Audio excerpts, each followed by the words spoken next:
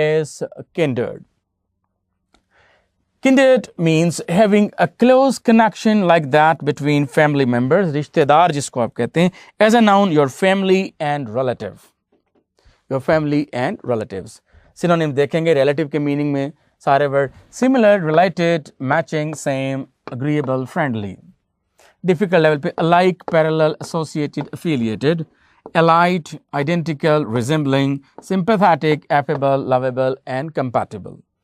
Difficult level पे रिश्तेदार एक जैसे के मीनिंग के लिए वर्ड है कॉरस्पॉन्डिंग, एनालगस, एमिएबल. एमिएबल के बाद जीनियल कॉमा है, genial, congenial, cordial. You are cordially welcome, akin to. अब आप इसके नाउन के तौर पे फैमिली के मीनिंग में family, relative, relations, relationships, relatives. Folks, folk हो या फोक्स हो, दोनों के बाद आर आएगा. Folk R, folks R. Tribe, ancestry, lineage. Clan, kith and kin, idiomatic expression, रिश्तेदार.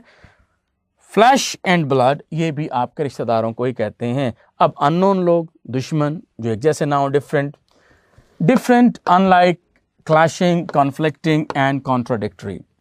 Medium level पे contrary, rivaling, hostile, adversary, दुश्मन. Inhospitable, combative and antagonistic. Antipathic and inimical, जो कि अनफेमिलियर हों.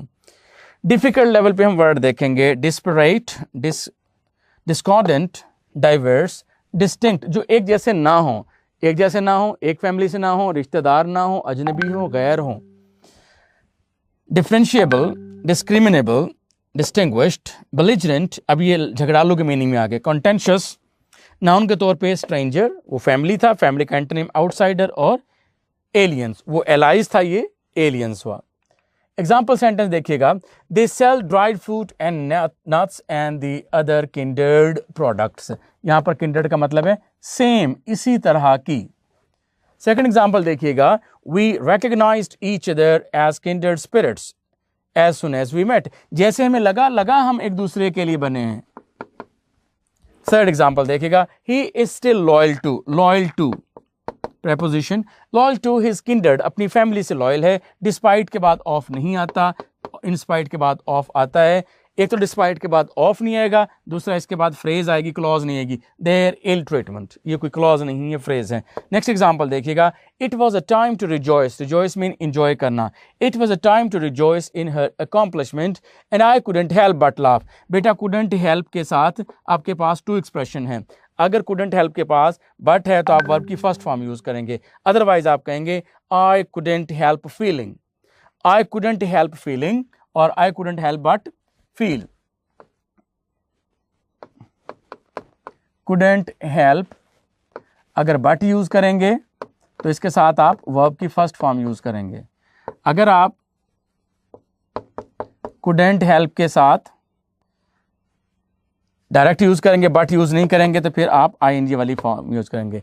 आई couldn't help laughing, I couldn't help but laugh. दोनों expressions बिल्कुल ठीक है. नेक्स्ट एग्जांपल देखिएगा.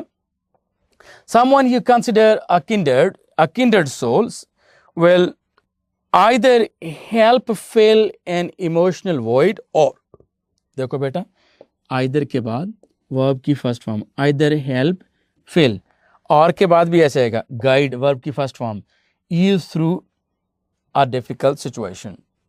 Word number 94 is knack, a special and usual inborn ability. Ability के मीनिंग वाले जितने भी वर्ड होंगे सारे इसके सिनोनिम में आएंगे. और a tendency के मीनिंग वाले जितने भी वर्ड्स होंगे सारे इसके सिनोनिम में आएंगे. A tendency to do something. Second meaning देखिएगा इसका, second shade. A clever means to achieve a target. तो क्लेवर चीज जो भी होंगी वो सारे के सारे इसके मीनिंग में आएंगे. तो आपने यहाँ देखा एबिलिटी पॉजिटिव है और ये क्लेवर नेगेटिव है, तो ये मिले जुले मीनिंग्स होंगे इसके. आप देख रहे हैं यहाँ पर लिस्ट ऑफ सिनोनिम देखिएगा. एबिलिटी के मीनिंग में है ability, skill, gift, talent, speciality, know how.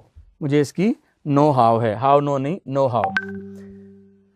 और एबिलिटी के लिए आगे वर्ड देखिएगा. Mastership, expertise, tendency, bent of mind, तबाई मैलान होना. Instinct, faculty, leaning and partiality, proficiency, जिस तरह लैंग्वेज प्रोफिशिएंसी टेस्ट होता है IELTS फॉर एग्जाम्पल.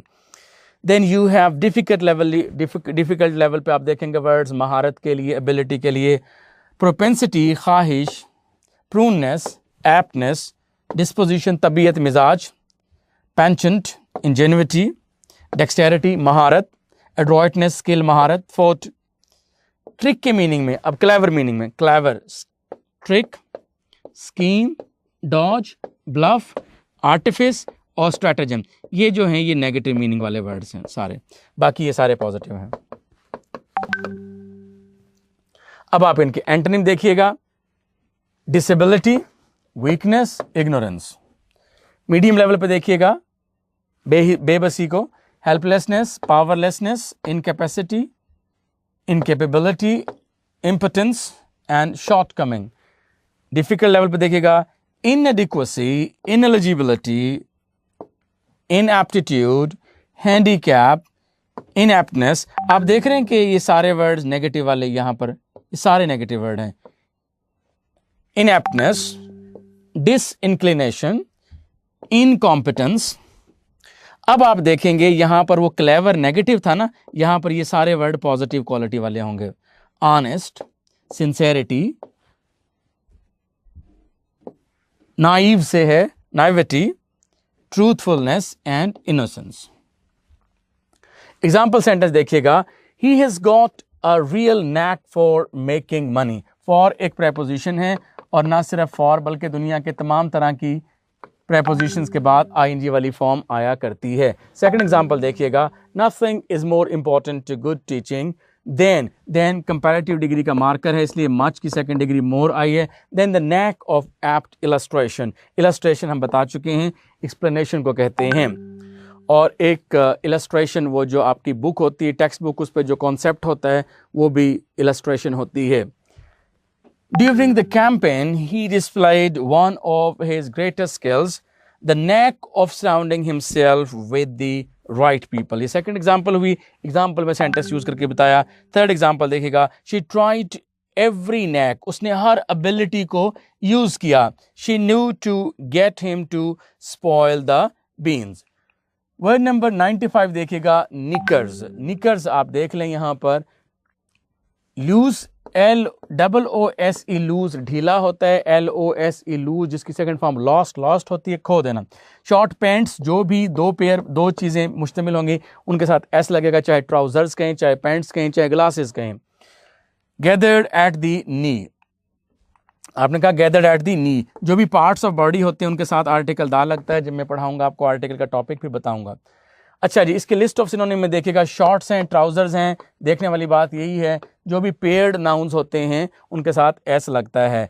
और अंडर पैंट्स में भी आपने देखा कि एस लगा. डिफिकल्ट वर्ड में ब्रीफ्स में भी और स्लैक्स में भी एस लगा. ये सब के सब हो गए जी निकर्स के सिनोनिम. एंटोनिम इसका पूरा लिबास होगा, क्लोक होगा, लिबादा होगा, ड्रेस, कॉस्ट्यूम और ओवरऑल अटायर, अप्रूवल. क्लोक भी हो सकता है, CLOAK क्लोक. ठीक है.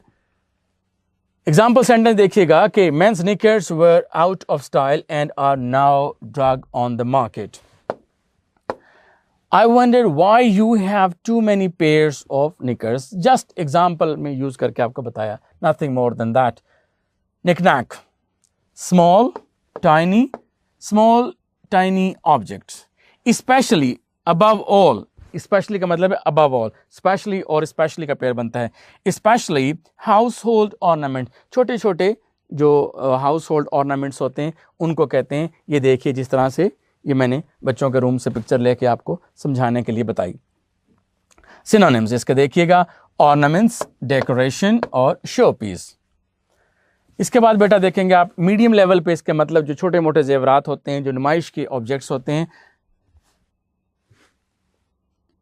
souvenir, embellishment, keepsake, miniature, memento and trifle. trifle जिस तरह कस्टर्ड होता है, trifle ordinary things को कहते हैं बेटा. अब ये extraordinary आ जाएंगे यहाँ पर. prolonged, huge, massive, giant, heavy, immense, gigantic, enormous and titanic. Difficult level पे monstrous and colossal. Example sentence देखिएगा, a variety of, a number of, a variety of, plural होता है इसलिए इसके बाद वर्ब और हेल्पिंग वर्ब भी प्लूरल आने चाहिए। A variety of pretty porcelain porcelain knickknacks articles. Adorn mean सजाते हैं, क्योंकि ये प्लूरल है, अडोर्स नहीं आएगा, अडोर्ड, अडोन्ड लगाया हुआ है अगर आप वर्ब और हेल्पिंग वर्ब यूज करते हो तो सिंगुलर ना आता, हमेशा प्लूरल आता है। और मेंटल हो गया जी, आपके पास पेरा वर्ड भी बनता है इसके साथ। नेक्स्ट एग्जांपल देखिएगा, he was stunned at, surprised at, stunned at preposition ऐसे आएगा, the vast amount of knickknackers and souvenirs of value to his mother but to no one else। Word number 97 आप देखेंगे, likelihood, इम्कान होना, the chance of something happening, किसी चीज़ के होने का इम्कान होना। जिस तरह से अगर आप नमाज़ पढ़ेंगे, नमाज वैसे तो अल्लाह के लिए पढ़ते हैं, लेकिन बहरहाल जी जन्नत मिलेगी, जन्नत मिलेगी तो हमको मालूम है जन्नत की हकीकत, लेकिन दिल के बहलाने को गालिब ये ख्याल अच्छा है। सिनोनिम देखेंगे लाइक्लीहुड के, इम्कानात के, chance, possibility and option. Medium level पे इम्कानात के लिए हम वर्ड देखेंगे probability, expectation, anticipation, feasibility and prospect. Difficult level पे आप देखेंगे ऑड्स, वाइबिलिटी, प्लॉसिबिलिटी एंड लाइबिलिटी। इसके एंटोनिम देखेंगे जिसका कोई इम्कान ना हो, जिस पर आपको शक हो, doubt, impracticability, improbability and unlikeliness. Medium level पे देखेंगे अनसर्टेनिटी, ड्यूबियसनेस, जिस पे आपको शक हो, questionability and fallibility. Difficult level पे आप देखेंगे सस्पिशन, शक। एग्जाम्पल सेंटेंसेस देखिएगा आप, today babies are born in the hospitals where there is little likelihood of their getting disease, यानी वहां पर बिल्कुल भी चांसेस नहीं है। ना होने के लिए वर्ड नेगेटिव का वर्ड लिटिल कहा है, ए लिटिल कहेंगे उसका मतलब होते हैं। सेकंड एग्जांपल देखिएगा, the likelihood of instability might increase in the future because of the economic crisis का वर्ड आया जी। थर्ड एग्जांपल देखिएगा, there is little likelihood now, अब कोई इम्कान नहीं है। अगर आर्टिकल ना लगा हो तो इसका मतलब नेगेटिव मीनिंग है, नहीं है। there is no likelihood, little mean, little is exactly equal to no, there is no likelihood now that interest rates will come down further, farther distance में आगे होता है, further time के लिहाज से आगे होता है। Word number 98 is labyrinth, labyrinth भूल भुलैया उनको कहते हैं। a complicated network of paths, यानी कि सेमीकोलन आ जाए तो जो पहले से बात एक्सप्लेन की होती है उसी बात को अदरवाइज वर्ड्स में एक्सप्लेन करता है, यानी कि a difficult situation. So the role of semicolon in between two phrases or clauses or two sentences is that the first part of sentence is explained in the second part of the sentence। यहां पर आपने देखा labyrinth, list of easy synonym देखिएगा, puzzle, network, confusion, complication and jumble। Medium word देखिएगा, mystery, enigma, tangle. Interweave, chaos, bewilderment, bewilderment हम एक main word के तौर पर पढ़ चुके हैं। Complexity, knot web, coil, muddle, riddle, trap and snare, snare verb के तौर पर भी यूज होता है, जाल डालना। डिफिकल्ट वर्ड इसका है जी मैश, मेज, पहेली, कॉगमा, मोरास, इंट्रिकेसी, पेचीदगी, कन्वोल्यूशन, ब्लाइंड एली, बंद गली, स्टैंड स्टिल सिचुएशन। और इसके एंटोनिम जाहिर सी बात है कि पॉजिटिव वर्ड होंगे, ease, line, order, organisation, plainness, simplicity, clue and clarity. वो भूल भुलैया डिफिकल्ट कंफ्यूजन था, ये ऑर्डर, तरतीब और अंडरस्टैंडिंग है। फैसिलिटी, रेजोल्यूशन, स्ट्रेट पाथ, वो कॉम्प्लिकेटेड पाथ था। डिफिकल्ट लेवल पे इल्यूमिनेशन, ये वर्ड आप पढ़ के आ चुके हैं। और exposition, explication and elucidation. Example sentence देखिएगा बेटा इसका, और we lost our way in the labyrinth of streets and got late for the meeting. Second example देखिएगा, finally through a labyrinth of corridors, comma, she found his office. Third example देखिए, example में use करके इसके meaning clear करवा रहा हूं। He was no stranger to the labyrinth of love. Next example देखिएगा, alcohol, drugs and age gain, alcohol 1, drugs 2 and age और बुढ़ापा कैन ऑल अफेक्ट। बुरा असर डालने के लिए AFFECT है और EFFECT effect as a noun इसका मतलब होगा असर यानी कि साइड इफेक्ट जैसे होते हैं। Affect the balance mechanism in the inner ear known as the labyrinth. Right जी। Now we are heading towards the next word and the next word is 99। Pakistani batsman nervous 90 का शिकार होते हैं। 99 राइट। ल्यूडिक्रस, ल्यूडिक्रस कहते हैं बेटा stupid और unreasonable that makes you laugh. मुज़हिका खेज, farcical, like this. List of synonym देखिएगा। Foolish, stupid, laughable, comic, funny, nonsensical, absurd और एंड इडियोटिक। थोड़ा सा डिफिकल्ट लेवल बढ़ाते हैं मीडियम लेवल पे। इंसेन, पागल, चकलसम, ridiculous, humorous, silly and ludicrous. वो तो वर्ड ही दोबारा आ गया। डिफिकल्ट लेवल पे देखेंगे डिराइसिव, ड्रॉल, हिलेरियस, फार्सिकल, मुज़हिका खेज बताया था मैंने, प्रीपोस्ट्रस, मुज़हिका खेज। अब आप इनके एंटोनिम देखेंगे। Sensible, serious, wise, normal, ordinary, usual, common, typical, average, standard and customary. Customary भी ठीक है।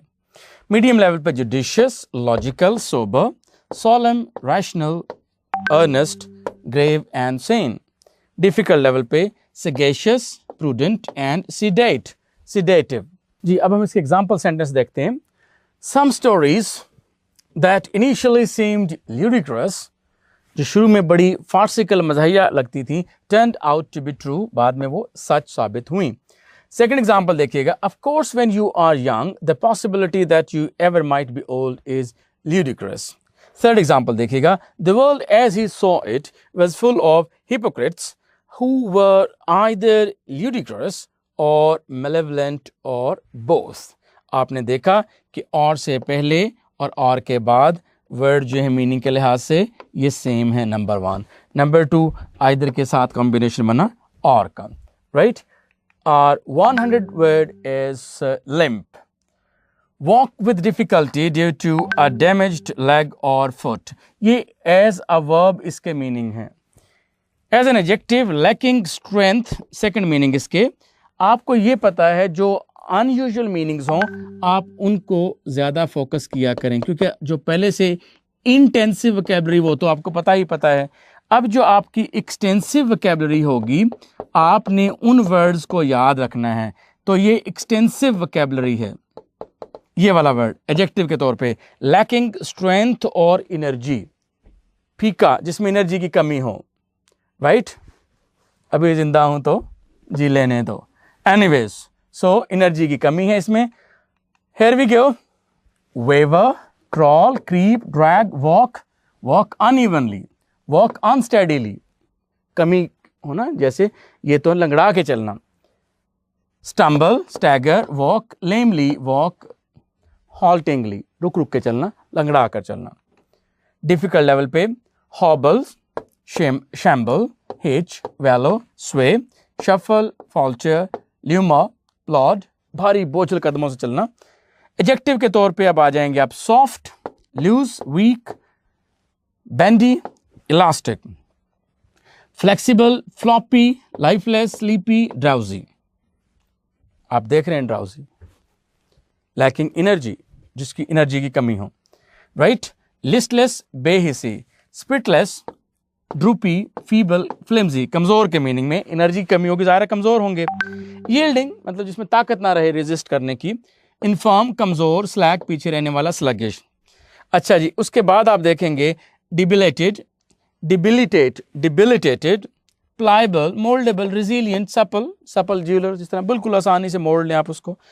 Flaccid, lank, sagging, lax, lackadaisical, indifferent, languid, कमजोर, इनर्वेटेड, कमजोर एंड सैप्ड। अब जाहिर सी बात है कि इनके मीनिंग जो एंटोनिम होंगे वो सही तरह से दौड़ना होगा और फुल ऑफ एनर्जी वाले वर्ड्स होंगे। Run, rush, float, drift, flow, race and speed. Hurry, walk smoothly, medium level पे आइएगा। मीडियम लेवल पर जब आप आते हैं देखते हैं ग्लाइड, स्लाइड, स्केट, कॉमा है बीच में, मार्च आगे बढ़ना, परेड करना, ये लंगड़ा के नहीं चलना, स्ट्राइड लंबे लंबे कदम भरते हुए चलना, एम्बल, स्ट्रॉल, स्ट्रट एरोगेंट अंदाज से जिस तरह से अकड़ अकड़ के चलते हैं उसको कहते हैं स्ट्रट, जिस तरह से पिजन्स चलते हैं पर फुला के ऐसे। एज एन एडजेक्टिव कमजोरी के एंटोनिम है, फर्म ये मजबूत के लिए, स्ट्रॉन्ग के लिए वर्ड सारे के सारे आएंगे। Hard, solid, sound, strong, tough, spirited, strengthened, energetic, tense, comma, vigorous, stiff, सख्त, मजबूत, revitalised, rigid, comma, sturdy, stout, substantial, very important, great, alert, awake, rejuvenated, feeling a lot of energy, animated, full of life, vivacious, dynamic, brittle, hard, and crisp. Example sentence देखिएगा, she limped all day after stubbing her toe on the lawn sprinkle. Sprinkler वो होते हैं जिनसे आप पानी वगैरह देते हैं ना पौधों को, फुवारा टाइप होता है वो, उसके आगे से डॉट डॉट होते हैं, उसमें से पानी डालते हैं तो उस पर उसकी ठोकर लगी है। सेकंड एग्जांपल देखिएगा, he staggered to his feet limping towards the entrance of the cave. Third example, the injured player limped off the field, लंगड़ाता हुआ वो खेत से फील्ड से चला गया। the conversation limped for some time, कुछ देर तक वो linger on रही conversation। नेक्स्ट देखिएगा, his hand went limp and the knife clattered to the ground. Then next example देखिएगा, his broken arm was limp, जाहिर सी बात है टूटा हुआ था तो limp था, as he held it against his side. Last example, the team's limp performance mean weak performance, lacking energy. Weak performance has many a calling for, callings नहीं आएगा, many a calling for the head coach's resignation. ये वजूहात हैं. All right, we have completed 100 words. Thank you so very much. Allah Hafiz.